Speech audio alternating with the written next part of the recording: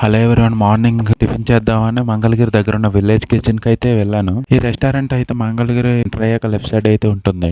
Just కేఎఫ్సీకి ఒక 200 metres ముందు అయితే ఉంటుంది. రెస్టారెంట్ అయితే డీసెంట్ సిట్టింగ్ తో బాగుంది. మేమైతే గీ కారం దోశ అయితే ఆర్డర్ పెట్టుకున్నాము. ఇక్కడ సెల్ఫ్ సర్వీస్ అనమాట. నా ఆర్డర్ తీసుకుని టేబుల్ కి వచ్చే దారిలో ఆ నెయ్యి స్మెల్ అయితే చాలా బాగుంది. స్మెల్ అయితే బాగుంది. టేస్ట్ ఎలా ఉందో చూద్దామనేసి మొత్తానికి టేబుల్ దగ్గర కూర్చొని తినడం అయితే స్టార్ట్ చేశాను.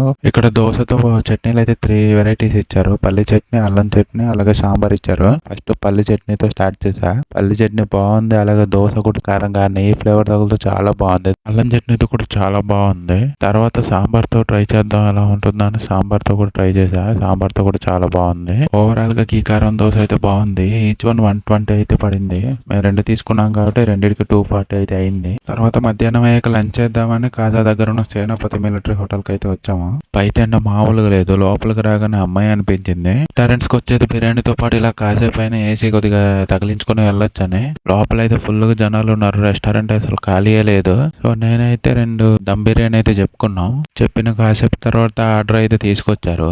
వేడి వేడి బిర్యానీ తీసుకొచ్చి ప్లేట్ లో సర్వ్ చేస్తుంటే నోట్లో నీళ్ళు అయితే ఆగట్లేదు. ఎప్పుడు తిందామా అన్నట్టుంది. ప్లేట్ లో సర్వ్ చేయగానే ఒక లెమన్ స్లైస్ తీసి అలా బిర్యానీ మీద పిండి, చికెన్ ముక్కల మీద, ఉల్లిపాయల మీద పిండి అలా ఒక ముద్ద తీసి నోట్లో పెడితే సుఖమే సుఖం. బిర్యానీ ఏ మహానుభావుడు కనిపెట్టాడో గానీ ఆ మనిషికి మాత్రం దండేసి దండం పెట్టాలి. బిర్యానీ అయితే చాలా బాగుంది.